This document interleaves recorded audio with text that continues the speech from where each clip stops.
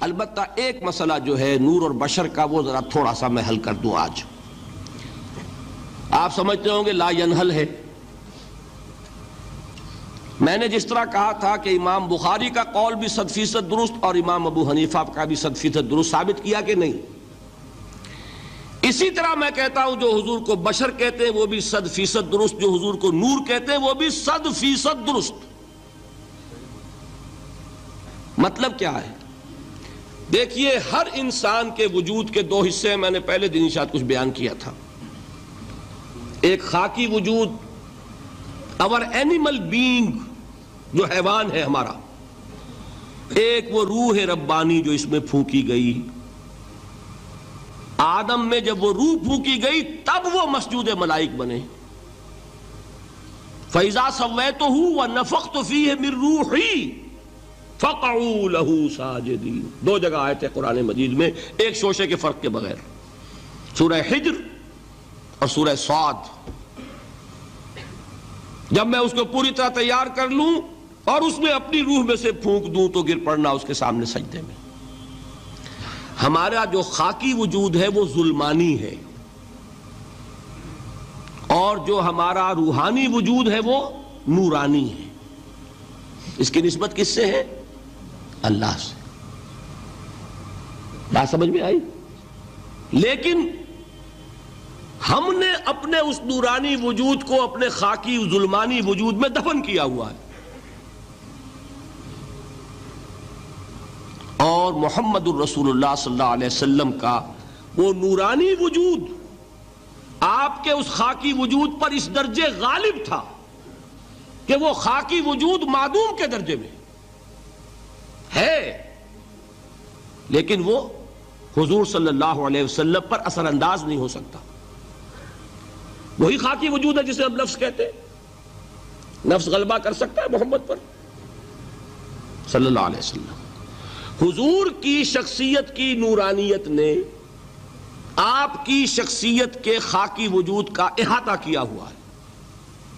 ہماری شخصیت کی ظلمانیت نے ہماری اس نورانیت کو گل کیا ہوا ہے، دفن کیا ہوا ہے، چھپایا ہوا ہے. بس یہ فرق ہے. انہیں آپ کہہ لیں نور، صحیح ہے، ان کی نورانیت غالب ہے. یہی بات ہے جو حضور نے اس طرح سمجھائی. دیکھو، ہر انسان کے ساتھ ایک شیطان ہوتا ہے. اب کسی صحابی نے بڑی جرت سے کام لیا، پوچھ لیا حضور کہ آپ کے ساتھ بھی ہے؟ ہر انسان کے ساتھ جو کہا نا، تو انسان تو ہے آپ بھی، کیونکہ آپ کے ساتھ بھی ہے. آپ نے فرمایا ہے، لیکن میں نے اسے مسلمان کر رکھا. بات ختم ہو گئی. نفی نہیں ہے، وہ میرے تابع ہے، میرا مطیع ہے، مجھے گزن نہیں پہنچا سکتا. ہے تو صحیح، لیکن نہ ہونے کے درجے میں آ گیا کہ نہیں. یہ ہے فرق سارا. اور میں یہاں پہ کوٹ کرنا چاہتا ہوں ایک بہت بڑے بریلوی مکتب فکر کے عالم دین، صاحبزادہ، نام میرے ذہن سے ایک دم اتر گیا، فیض الحسن. اللہ تعالیٰ ان کی خطاؤں سے درگزر فرمائے، ان کی مغفرت فرمائے. آپ نے سنا ہوگا نا نام. انہوں نے ایک روز تقریر کی جو میں نے سنی، اور تقریر کہاں کی؟ ساہیوال میں.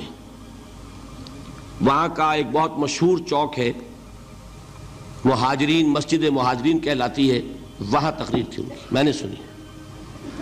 ان کے الفاظ یہ تھے کہ کیا آپ لوگ ہمیں جاہل سمجھتے ہیں؟ کیا ہمیں عربی نہیں آتی؟ کیا ہم نے قرآن نہیں پڑھا جس میں بار بار یہ لکھا ہوا ہے کہ حضور بشر ہیں؟ حضور بشر ہیں، لیکن اصل میں ہم حضور کی بشریت کو نمایاں کرنے کو سوء ادب سمجھتے ہیں.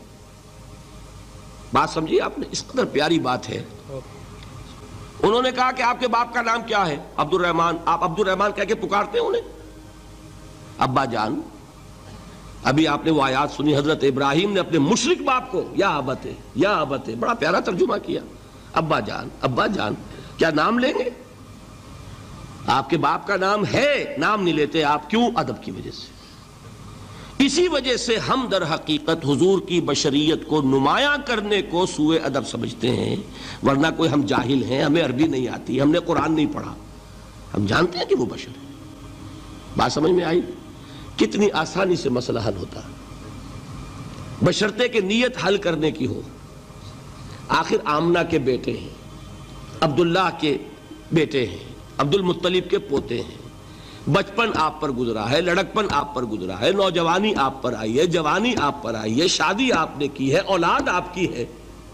کون بے وقوف احمق ہوگا کہ جو آپ کی بشریت کا انکار کرے گا؟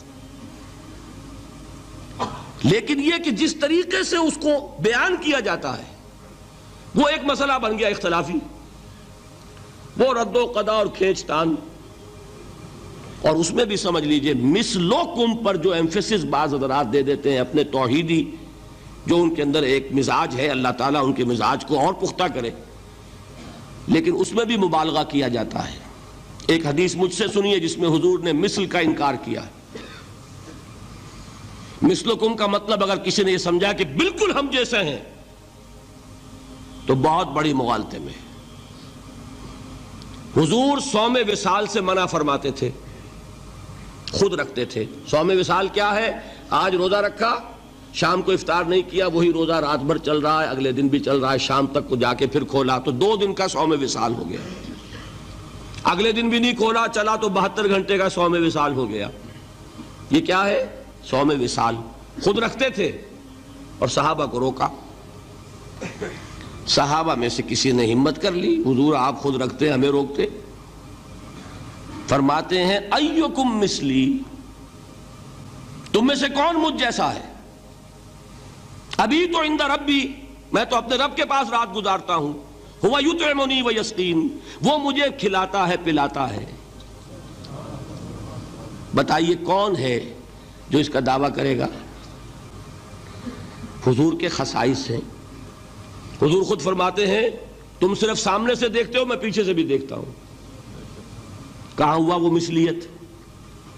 اگر آپ نے بالکل اپنے جیسا سمجھ لیا تو بڑے مغالطے میں ہیں آپ۔ نبی کا مقام ہے، نبی کا رتبہ ہے، نبی کے خصائص ہیں۔ آپ سو گئے تو آپ کی نیند، آپ کی وضو ٹوٹ گئی اور نبی سو گیا تو کہاں گئی مثلیت پھر؟ مثل اس معنی میں کہ بشر ہیں، نسل آدم سے ہیں، اس میں کوئی شک نہیں، اس معنی میں مثل ٹھیک ہے، قل انما انا بشر مثلکم۔ لیکن ہر اعتبار سے تو نہیں، سب سے بڑا فرق یہی ہے کہ وہی آ رہی ہے، معراج پہ تشریف لے گئے ہیں، اس دنیا میں بیٹھے ہوئے بھی جنت کا مشاہدہ فرما لیتے ہیں، کرا دیا جاتا ہے، دوزخ کا مشاہدہ کرایا جاتا ہے، فرشتے کو دیکھ رہے ہیں۔ یہ چیزیں ہیں۔ اور پھر خصائص جیسا کہ میں نے عرض کیا کہ آپ پیچھے سے بھی دیکھتے ہیں۔ آپ کا معاملہ یہ ہے کہ آپ اگر سو جائیں تو آپ کا وضو نہیں ختم ہوگا۔ یہ ساری چیزیں جو ہے ان سب کو بیلنس کیجئے تو معلوم ہوگا کہ آپ بشر بھی ہیں، 100% درست، لیکن آپ کی وہ نورانیت، آپ سراج منیر، ہدایت کا روشن چراغ، آپ کی جو روح انور ہے وہ آپ کے اس جسدی وجود پر اس طریقے سے حاوی ہے کہ گویا کہ اس نے اس کی ظلمانیت کو ختم کر کے رکھ دیا۔ اس معنی میں کوئی کہے نور مجسم تو مجھے کوئی اعتراض نہیں۔